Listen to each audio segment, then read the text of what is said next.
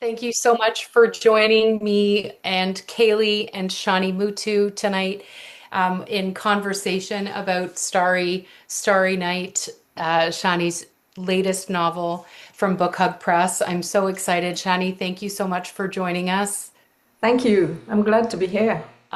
in Prince Edward County. I'm going to open with a land acknowledgement, and we're going to talk about what Shani is reading right now, just while everyone joins us and gets settled in.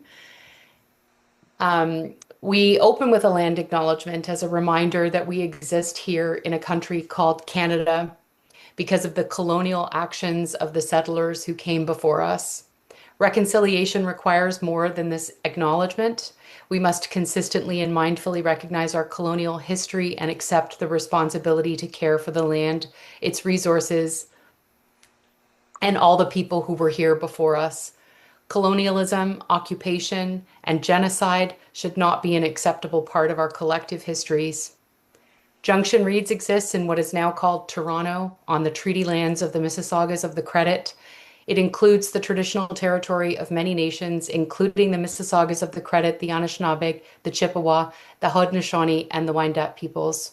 Shani joins us from Prince Edward County, as I mentioned, which is also on the land of the Haudenosaunee, the Wendat, and the Anishinaabe, and is also adjacent to the Kanien'kehá:ka and in the community of Tyendinaga. We Right. recognize the continued displacement and colonization of First Nations peoples across Turtle Island, and we are very grateful to work in their community on their territory. Shani, thank you again so much. Thank you. I'm glad to be here. So Means a lot to before be I with read you. your biography and share that with everyone here, I would love for you to share with everyone what you're currently reading or what is a favorite book. Well, the last three books I have read are Vin Wen's The Migrant Rain Falls in Reverse, Mhm. The Book of Records, and the one by Madeline Tian. And then the one that I'm currently reading is this one that's really holding me. The other two held me really fabulously. It's called The Last of Its Kind, a novel. Sibylle Grimbert, translated from the French by Alicia Jensen. And it's really quite an amazing work. And I'll tell you why. It's not just the story is amazing, but one of my favorite all-time books is this one, the Peregrine by J.A. Baker. And this was, do you know this book? No, I don't actually. It's really quite something. It's a journal basically of a man who treks through he believes the peregrines are on the verge of extinction in Mhm. England, in East Anglia, and he treks through the land trying to see the life of two particular peregrines. And in Sibyl's book, she's writing about a man who saves one great oak after an entire colony has been massacred. Yeah. And he's supposed to send it to a museum in the States, but what he does is he keeps it and he bonds with it. And he writes constantly about all the movements that it makes and how it shows anger and pleasure. And it's just an exquisite book. And they really work in tandem. It's like Yeah. they could have both written the same, each book. So I love this book, both of Yeah. them, these That's books. amazing. I'm thinking of Priya, who's here, who is a an absolute bird lover. Oh, is that right? As you're talking about that, that's incredible. Thank you Priya for sharing Ramsey, that. whose name I see all the time, but I don't believe I know her. Yeah, Up, yeah, at the top. yeah. Again, We depending, we have birds as well at our house. So yeah, nice. I heard them when we were talking earlier. I want them. I feel like if I had a house full of animals, it would be the definition of happiness. I'm going to share your biography with everyone if that's okay, and then we're going to hear a reading from you. And I'm so excited because I know what section of the book it is from. So um, here we go. Shani Mootoo is the author of 6 novels: Sirius Blooms at Night, He Drowned She in the Sea, Valmiki's Daughter, Moving Forward Sideways Like a Crab, Polar Vortex, and her latest, Starry Starry Night. 3 collections of poetry: The Predicament of Ore, Cane Fire, and O Witness Day, and 1 short story collection out on Main Street. She is a 4-time Giller Prize nominee. Her work has been shortlisted for the Lambda Literary Prize and has been longlisted for the Booker Prize and the Impact Dublin Literary Award. She has been awarded the Doctor of Letters honoris causa degree from Western University, is a recipient of Lambda Literary's James Duggan's Outstanding Mid-Career Novelist Prize, the Writers' Trust Engel Findlay Award, and Library and Archives Canada Scholar Award. Mootoo was born in Ireland, raised in Trinidad, and lives in Southern Ontario. Shani. Thank you. I have to say that I'm seeing my editor of this book, Starry Starry Night, in the room. And I'm so delighted. Anne Horowitz, who Nice. is not living in Canada, so it's a real pleasure to see her on the screen. Hello, Anne. Okay, so the section that I'm reading, Anju, the main character of the book, it's a first-person narration, and it's narrated by Anju. She and her grandparents are arriving at a pier where a ship is coming in with, all she knows is these people are coming, to a man and a woman with their 2 children, and they're coming to spend some time with her grandparents and with her. She may have been told what this is all about, but she's very, very young. She's 4 years old, and she may not really understand what it is that she was told was happening. So here we go. There's a large crowd of people, and there in the crowd are Auntie Stella and Uncle Sonny. Colin and Sheldon aren't with them, or Diane and Savi. People are lined up along the railings of the boat on 3 levels. From where we are, they look very small.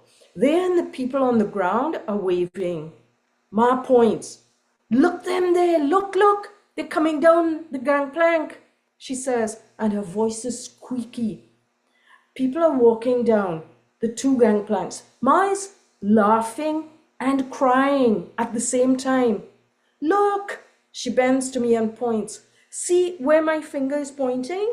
See the lady holding the little boy? And the man with the girl in his arms? Look, the girl is waving her hand. Ma waves and continues pointing, but everyone on the boat and on the wharf is waving. So I don't know to whom she's been waving. Once the passengers reach the ground, they disappear into a building. Only the people who came off the boat can go into that building. All of the men and women are wearing hats. Pa and Uncle Sonny squeeze through the crowd and get close to the building, but there's a small metal barrier separating them from the boat people. Ma, Auntie Stella, and I remain in one place, away from the crowds. We wait, and we wait, and we wait.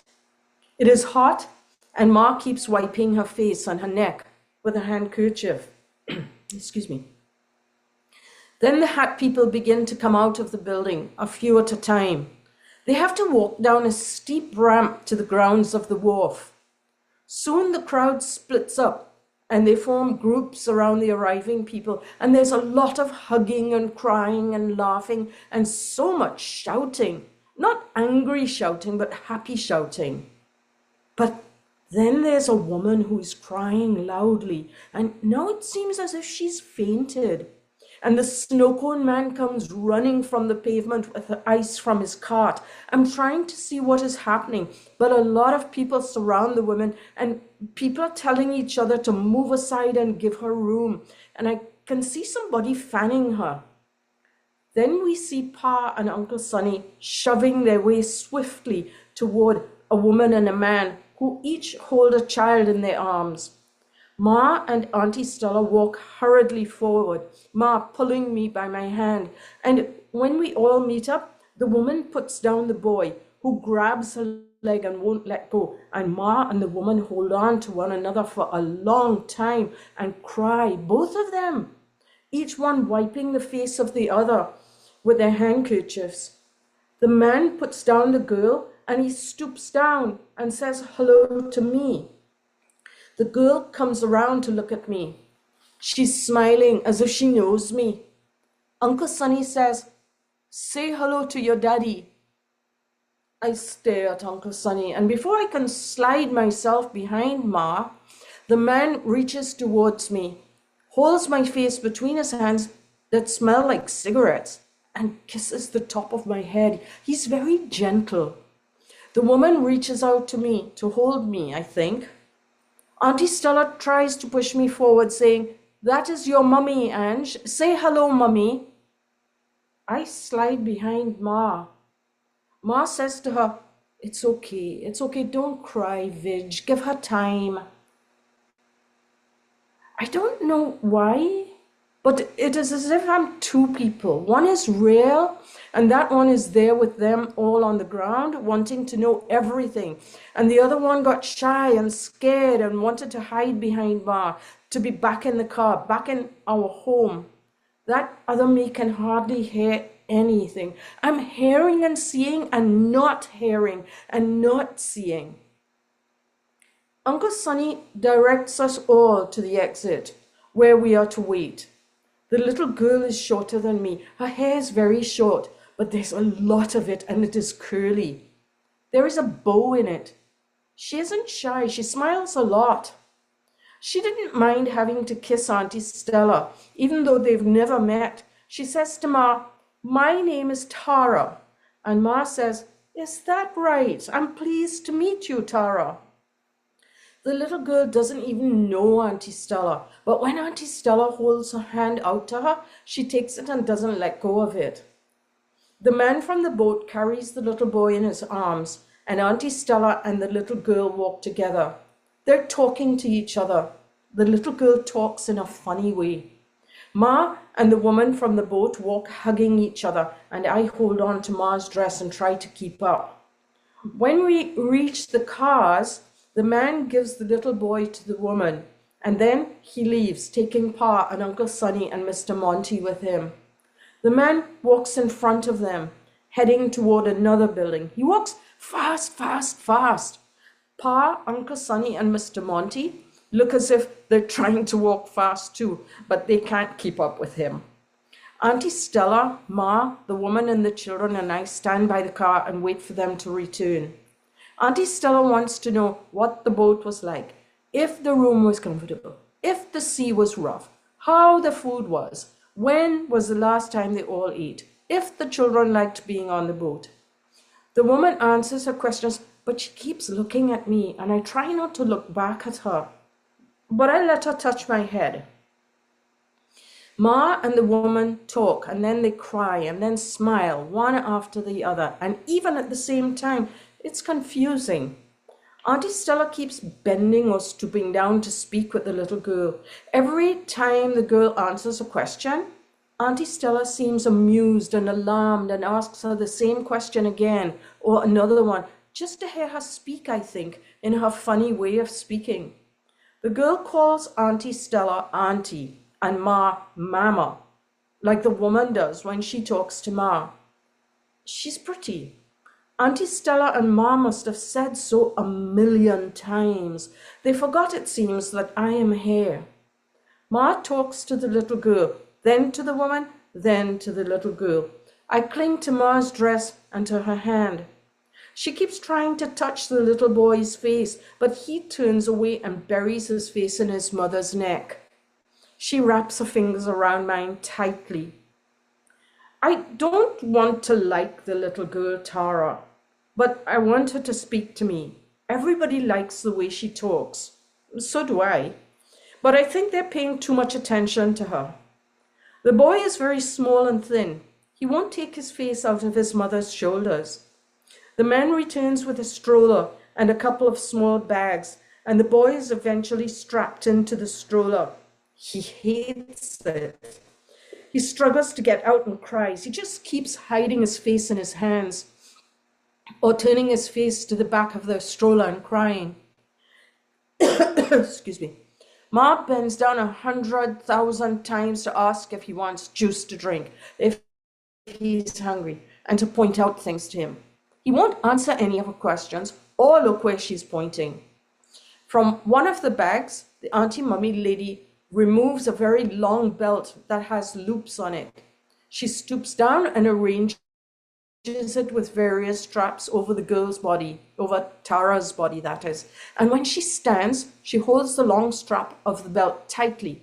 Tara seems quite happy like this. She no longer clings to my aunt, but moves about on her own, unable to stray too far. Her hair is like a big messy cloud on top of her head. Mine is just straight, and my ponytails fall all the way down my back. She looks like a doll from another country. Soon there's a terrible rumbling of carts and trolleys coming our way. Uncle Sonny is leading Pa and the man, who carries a briefcase and papers in his hand. Mr. Monty shows the porters, who are pushing the carts full of suitcases and trunks, where the car is parked. Pa looks at the arrangement of the belt around Tara and sternly says to the woman, to the auntie mummy, "What is that? That is a leash? That is not for children. I don't like that. Take it off." He's quite stern, and everyone becomes quiet while the auntie mummy lady undoes the thing Pa called a leash.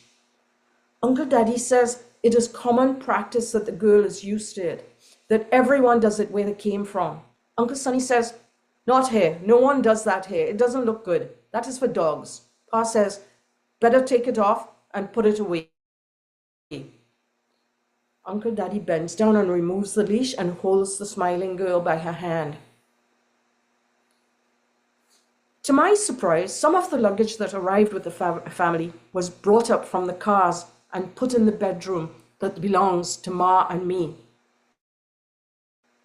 Polly has stayed at our house late tonight to heat up the dinner and serve it.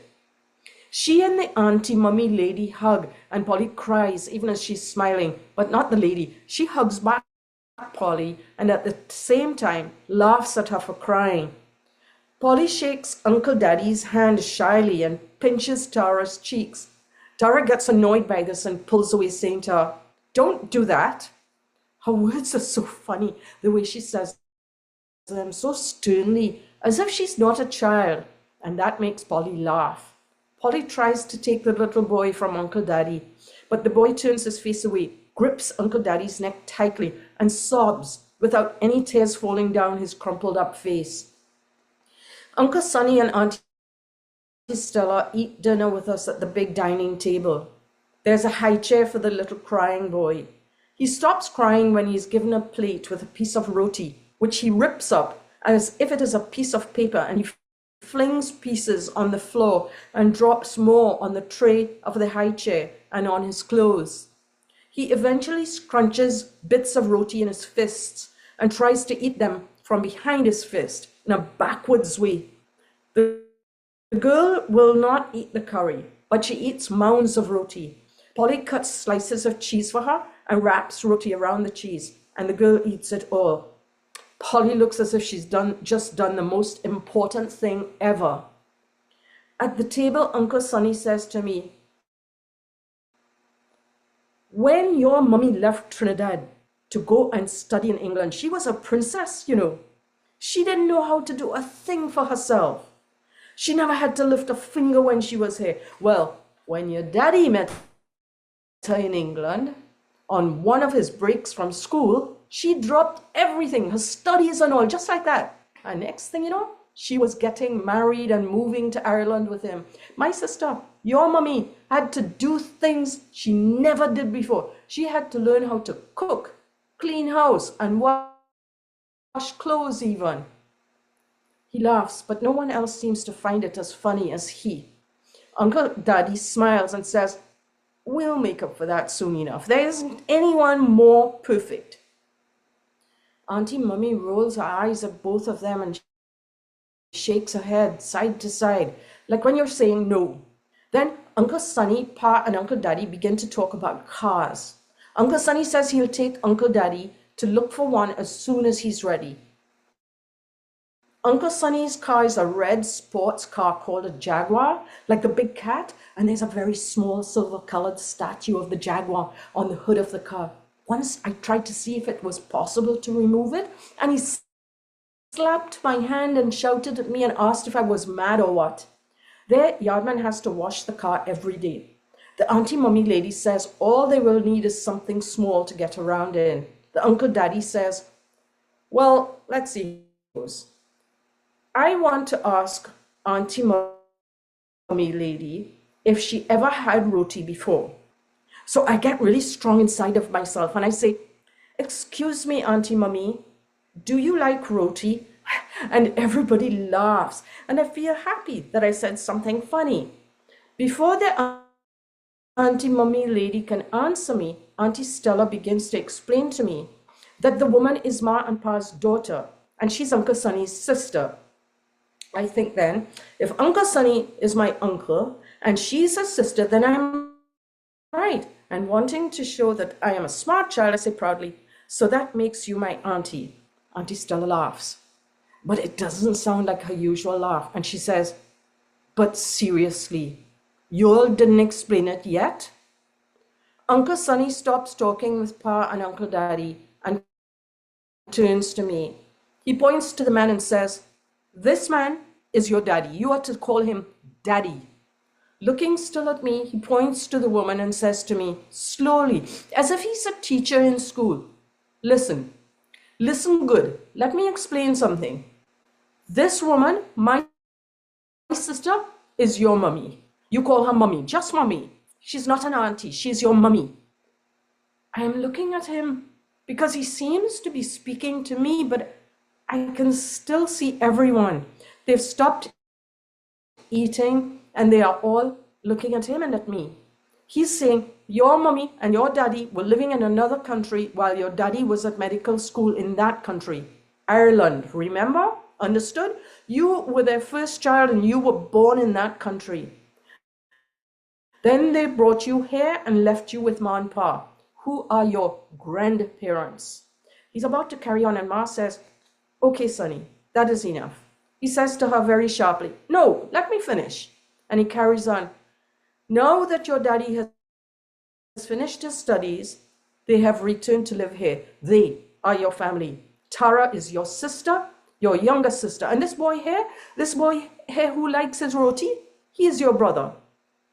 He gathers the three of us children with a circle of his finger and says, you, all three of you, are Ma and Pa's grandchildren. Got it?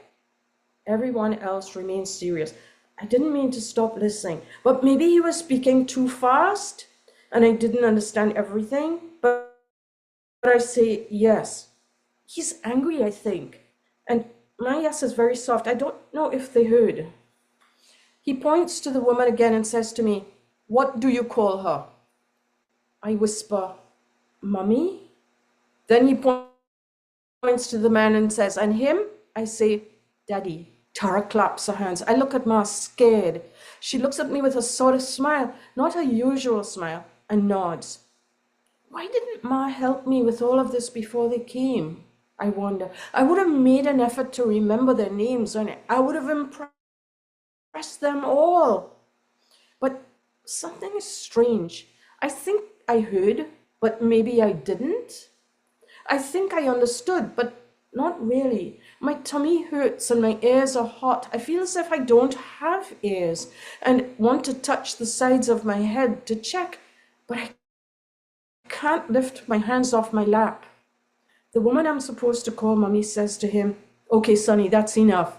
He sucks his teeth like Barlow does and says, You all have no idea what you are doing. Thank you. Thank you so much. Um, y- Thanks.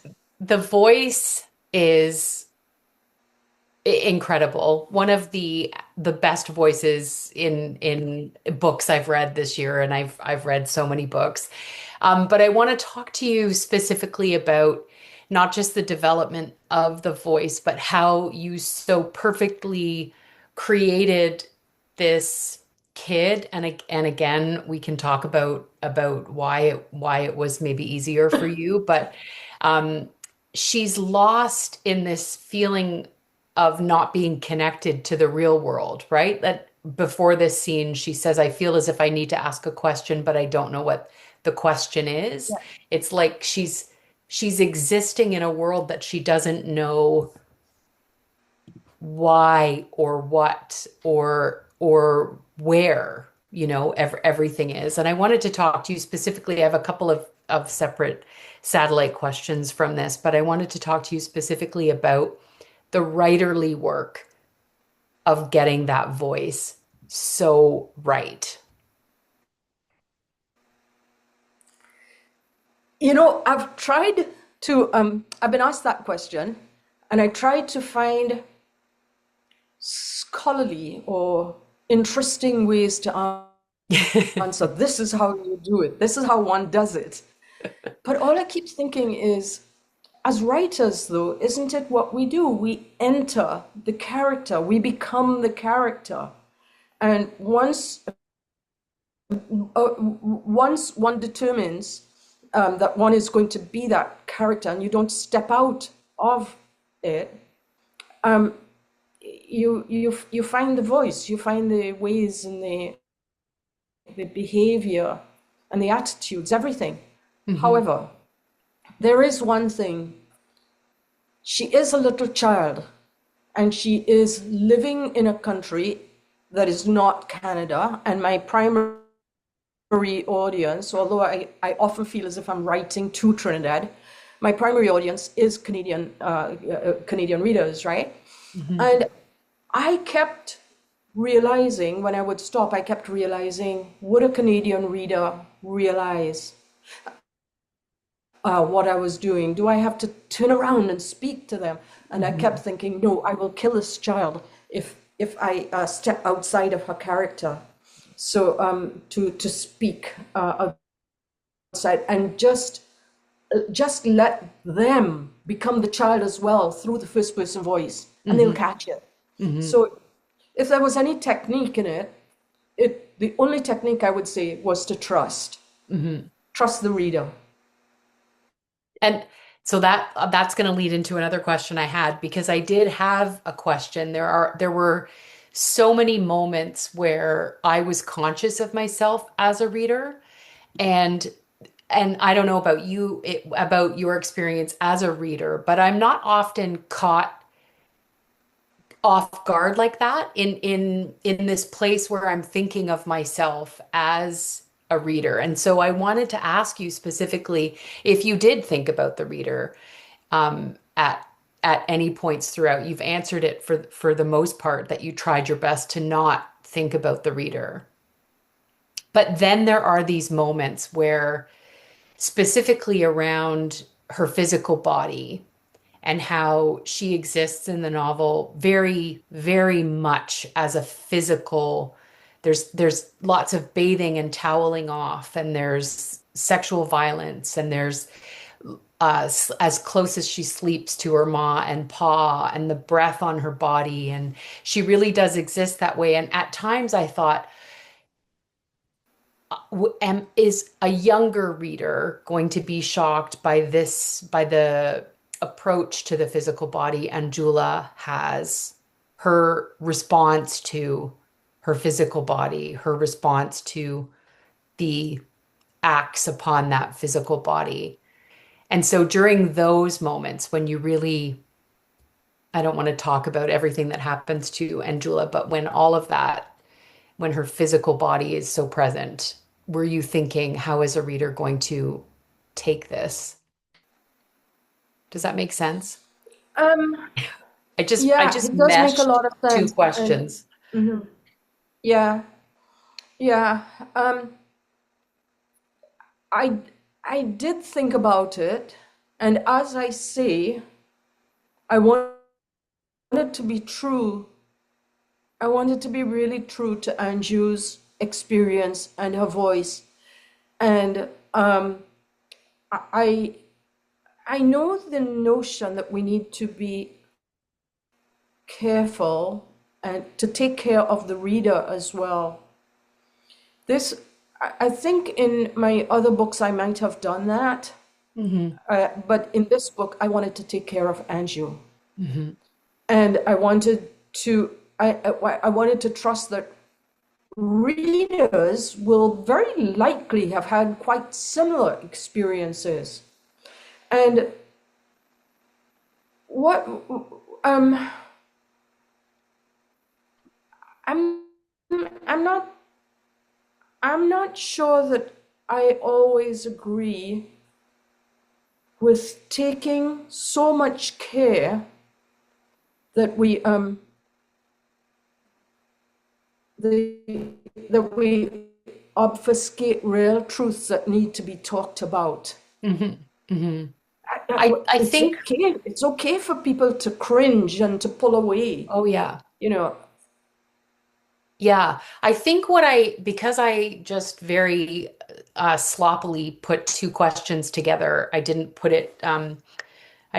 create, you know, put it together properly. I think what I meant was because the reader in this book is a witness in a way that is just like a step further because we are interpreting what Anju cannot interpret, right? So it's like we're not just experiencing what she's not experiencing. We're also feeling what she's not feeling and seeing what she's not seeing and understanding the world in a way that she can't understand the world. So I think that's kind of what I meant more, not because I agree with you in it's not a writer's job to take care of the reader, but just in that relationship that exists between the reader and Anju, in that we are really seeing more than she's seeing and understanding more than she's understanding from our sort of grown up yeah. perspective, I guess. After writing this book, I just finished a short story, and the point of view is completely in that first person point of view. And it's because I had the experience of writing Anju. Hmm. And I felt I was able to understand a great deal more nuances that I would not have been able to if I had stepped outside. I Hmm. know that there's a lot of work written in the first person, but there was something that I I was able to do that I was pleased about, and that was to capture things that might seem unnecessary to write about. Like, Hmm. the descriptions of the landscape and so on. But in trying to stay true to Anju, and to her experience, those things that I might have pulled away from thinking about technique and so on, like, Yeah. okay, maybe you don't need too much of this, you've already done it there, it would have been more about, it's funny, it would have been more about writing and literature and storytelling and so on than about Anju and her experience. And Hmm. yet, in doing it, it gave so much more of who she is that it was a way of writing. It really was a way of writing Hmm. that made sense. Yeah, because there's so much fear, so much in the knowledge that we have, right? As grown-ups, as people who can imagine the best and the worst of everything that or the best and the worst outcomes of everything that she's going through, you know?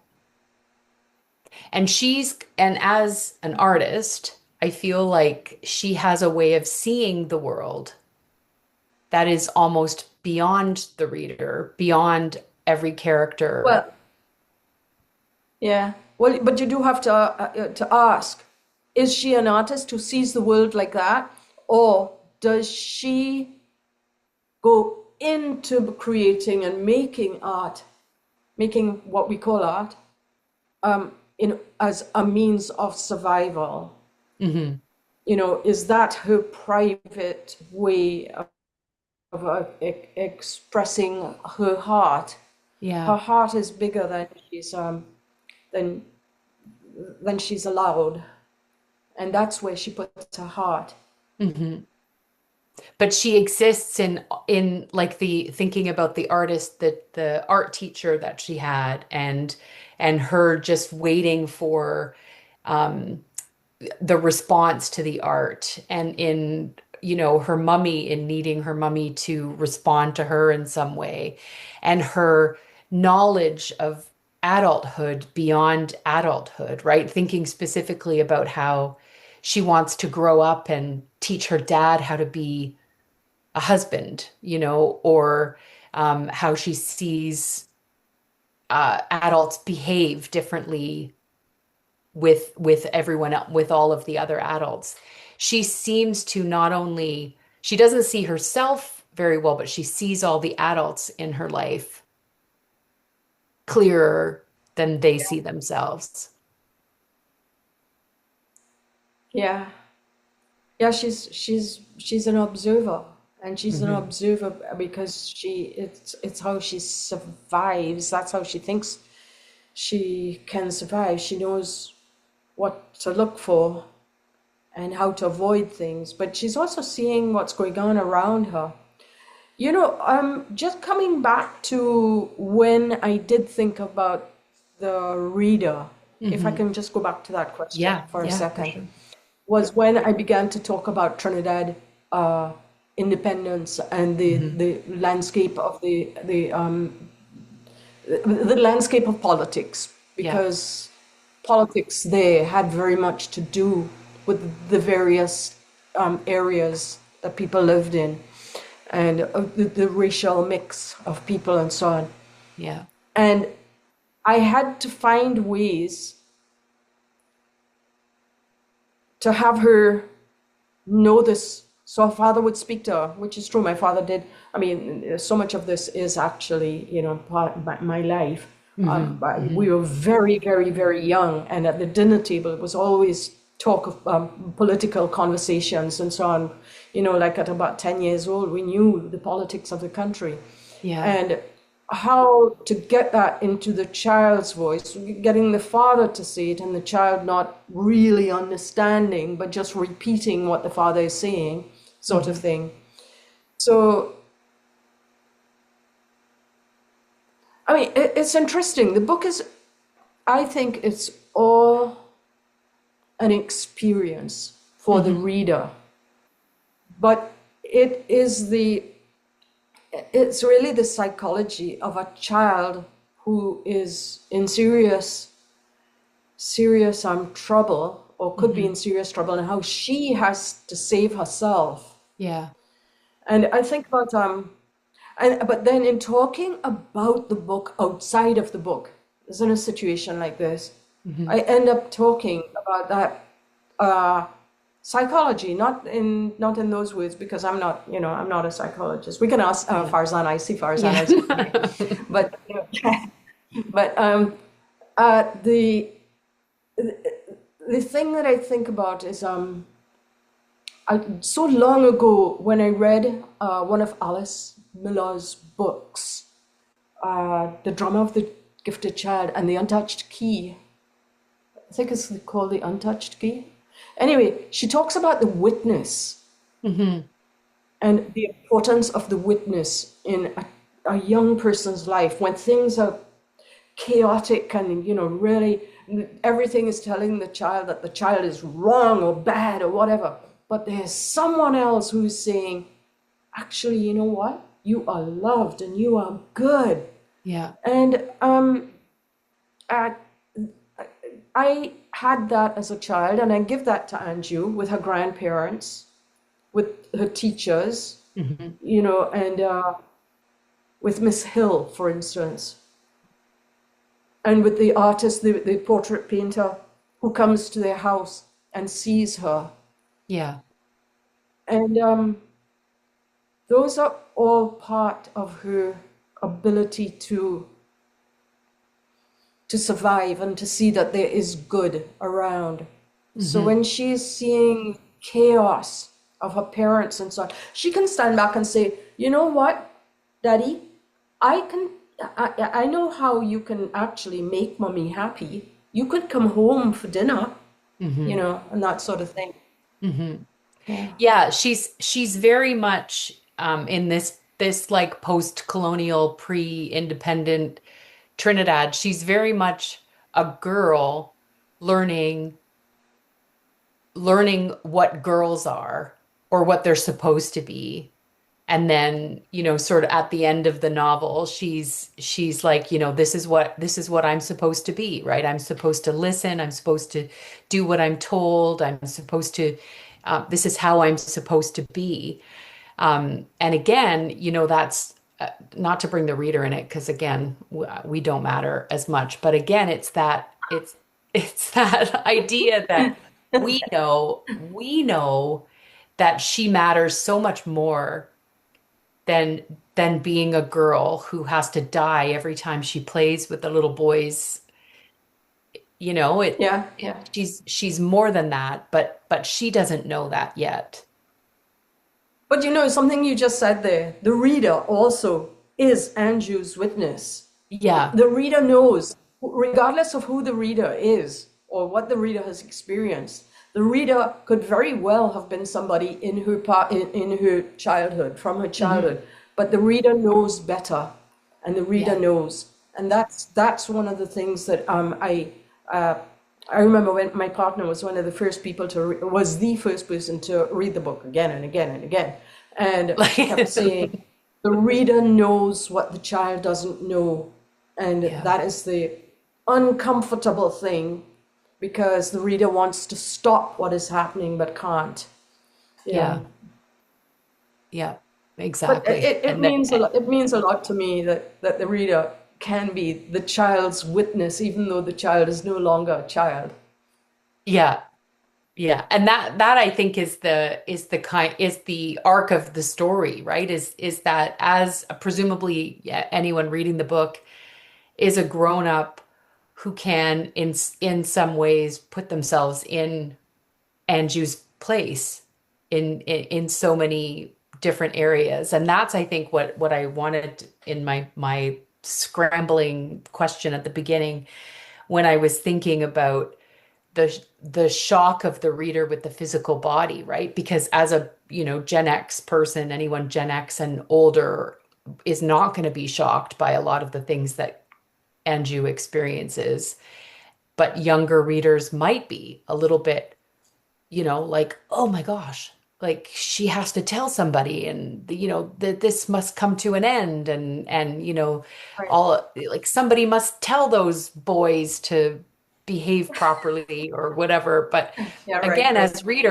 readers, we're just sitting there going, ah, oh my gosh, how's this gonna work for her? Yeah. It Anyway, worked all that's right it. in the end. Another scrambling, rambling uh, jumble of thoughts trying to be positioned in the form of a question, but like can't do it. Um, Imagine. Oh, I want to talk about the photographs. I'm conscious of the time. It's 6:45.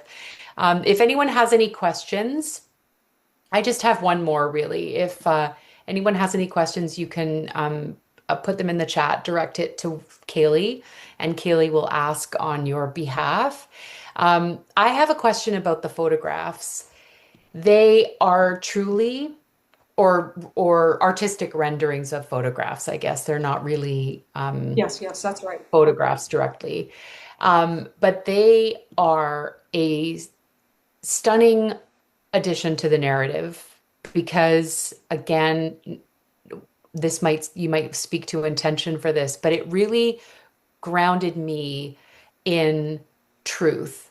Not necessarily that what I was reading was true, Right, or not right. necessarily that what I was reading was memoir, but that flipping a page and coming to a photo, there's just something about, oh, this is happening. This and again, they don't open chapters. They're not necessarily at the top or the bottom of a page, but they just come and they pop out and they go, oh, this is truth. What I'm reading is truth. And I wanted to ask you about those photographs. So at which Yeah. point you decided to put them in, and at which point you decided to make them sort of artistic Okay, so representations. I'm so glad that you're mentioning them. Oh man, I went back and forth with my agent, with my publisher, with Anne, my editor. Should I put them in? Should I take them out? What should I do? Yeah, and um, it's really, really nice to hear your response to them. I decided to put them in long before I ever wrote this book. When I Love it. when I read Austerlitz by Sebald, I love that book, and I Mhm. love how he used photographs, and they related only in one's subconscious almost. Mhm. And I always, I do photography, and I have lived as an artist and so on. I've always wanted to include this work somehow, and there it was. So this is related to why we call the work a work of autofiction. Mhm. Mhm. So as we're talking, I'm saying to you that a good part of this is real stuff. And I wanted to kind of underline that, but Mhm. off to the side. It's underlined, but off to the side. And so I use real images from my family's life and so on. These are our family pictures, but I scratched them up Mhm. and altered them a bit. And also, I asked the book designer, not to use them as illustration. So always put them off a little bit from where they might have spoken to the story. Mhm. So yeah, so from that point of view, the idea was that as you're reading, you it could sound like this is just a story, a bit of, like a fictional story, but I always wanted Anju to be real as well. Mhm. Yeah, you see, this in a sense is a story of my life. I remember these incidents so well, but it's Mhm. not memoir Yeah. because the incidents that are real are are sewn together by fictional bits, Mhm. and also sometimes I have a very strong emotional remembrance, but I don't remember the actual incident. And then I Mhm. create an incident in the story to work with the emotion that I actually have as an Mhm. adult. And excuse me, I, I, I couldn't call it a memoir, but I really also wanted to say, you know what? This child lived. This Mhm. child really did live that life. Mhm. When I went to live with my parents, no, my grandparents died, as you see in Yeah. the book, Mhm. and nobody knew who that child was at that age anymore. But Right. I did, and I wanted to hold on to her. All right, I'm going to stop talking. Yeah, no, that's great because when at the launch, because I was at the launch, and you were talking about this memory, like the strong memory that you have, and when read this, because I hadn't read this when I heard you talking at the launch, and I thought yes, because memories are grounded in the Anju's memories are grounded in emotion. And I'm so glad you said that. Grounded in the physical feeling of existing in a body rather than the actions of the body and, what happened next and what was said and what was done. So thank you for that. I appreciate that. Kaylee, are there any questions?